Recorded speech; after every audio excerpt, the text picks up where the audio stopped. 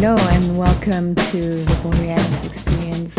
I'm your host, Aurora, life coach and companion on this beautiful journey called life.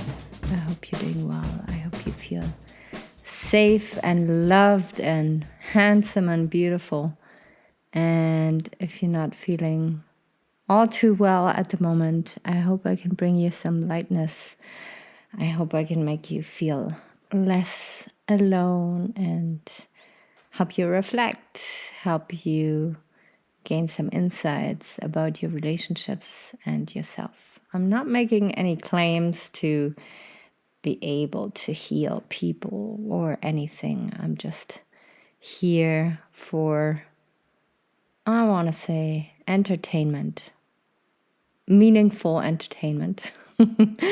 So if you're struggling right now with, more serious mental issues, if you're really not feeling good, I invite you to reach out to a professional out there, because there's such good counselors and therapists out there who are ready to help you in a way that feels good and sustainable and where you feel understood.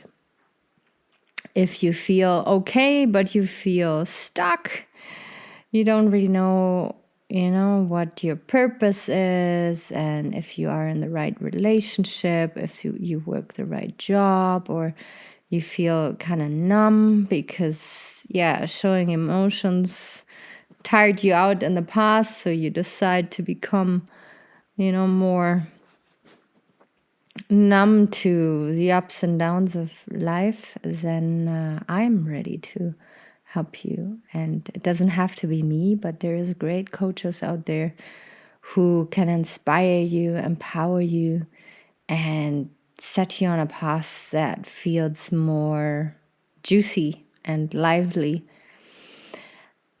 So, without any further ado, I'm going to dive right into today's podcast episode. These last couple of episodes, I talked about your needs and how important it is to know yourself and know your needs and communicate your needs. Because I strongly believe when we don't do that, our desires, our unmet needs will come out in one way or another, and usually not in the nicest way, because we are not creatures who can survive or want to live all too long without having our needs met. So people who constantly feel that their needs are not being met, and maybe who also haven't learned to communicate their needs, will start to feel depressed, suppressed by their partner or family.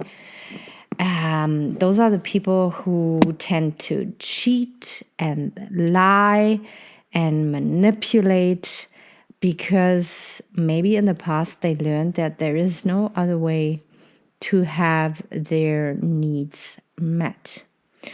So it's extremely important to be honest with yourself and to keep checking in, like an inventory check, where you assess your relationships, you assess your lifestyle, and you make sure that you find out in a brutally honest way what is working out and what is not working out anymore.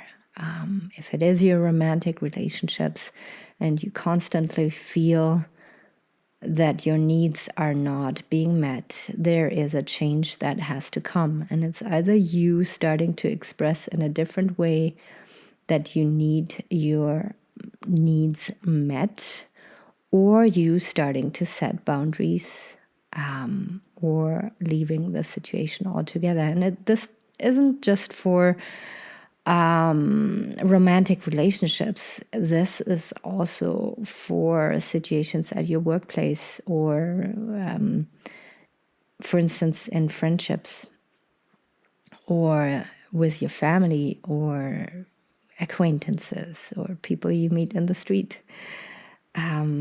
You need to feel expressed. You need to feel seen and heard. And there's no way around that in order to feel healthy and good as a human being. And unfortunately, a lot of us haven't learned in the past how to express our needs. And today I want to talk about these weird things that we do to have our needs met. So like I said earlier, we would start lying. We start lying to people that we actually love and respect, because if we don't lie, we feel our needs are not getting met. We start cheating because we don't feel heard and understood and seen by our partner. For weeks and months and maybe years, we have expressed a desire, and for some reason they don't take it seriously, or we haven't found a way to communicate in a way that people want to listen to us. Maybe people are scared to hear our truth. But what I notice with my clients is more often than not, it is my clients being scared to express their needs out of fear of being rejected or looked at weirdly. A child who goes through puberty and then youngster age, who's being told that, you shouldn't be crying, you shouldn't be showing emotions, you shouldn't be so difficult and complicated. You should just conform and go with the flow. If you hear these sentences on a regular, and forgive me if I'm wrong, but I feel society and the school system tends to communicate these values to us, that we're supposed to conform and shut up. Then in adult years, in our romantic relationships, we feel that our emotions, our needs, our desires are not valuable enough to be communicated. So we grow up navigating through life thinking that people just don't care about us, people trample all over us, and we kind of slowly but surely slide into victim mentality all along, thinking that this world is a dark place, not a good place, not a safe place. But we don't reflect about ourselves on how we communicate our needs to the world. And maybe we do it in too subtle of ways. Maybe we don't communicate it at all. And to make assumptions that the other person should know what we need is absolutely wrong. And in relationships, especially in romantic relationships, we have to, at the beginning, over communicate. We have to be so clear with the other person about who we are and what we need, that they truly know that we value ourselves and that they know who we are. If you do not take yourself serious and do not communicate to the outside world how you want to be treated, which boundaries you don't want to have violated, and what your needs are, you cannot expect anything from anybody. Not even from your parents or your caregivers or your siblings, because we are all so incredibly unique. Unique in a very beautiful way, but also unique in a very complex and complicated way. So just imagine yourself being a little computer with a very unique software, and this software needs to get updated on a regular basis. You can't run around with your software from when you were 13 years old or 3 years old. And your software is very unique and has to be expressed and out there for other people to see and understand. And they don't have a manual for that software. Only you have it. But you don't even have that manual if you don't do the work within and finally get to know who you are.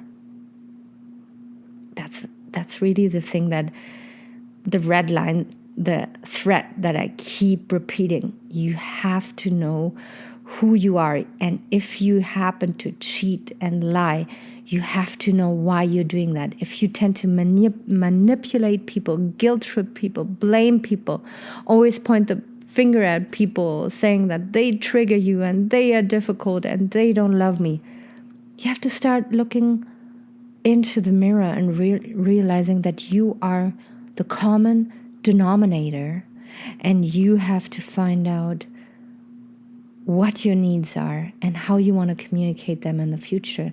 Because what my strongest and biggest intention is for you in 5 years, 10 years, 20 years down the road to look back and to be so effing proud of yourself and of the decisions that you made, of the action you took, of the boundaries you set, of the needs that you communicated.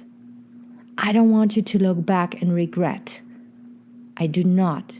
And I work with a lot of elderly people right now. The people who regret the most are the people who ran around in their lives on autopilot. They were not self-aware. They didn't learn their lessons. They didn't reflect about their actions. And they just kept making mistakes on mistakes on mistakes. And then they reach old age and they're super depressed and don't even want to be here anymore. And the people who age, I have people in their 90s, mid-90s even, who tell me that they stood up for their values, they set boundaries, they apologized for their mistakes, and then again they apologized for their mistakes, and they learned from their mistakes.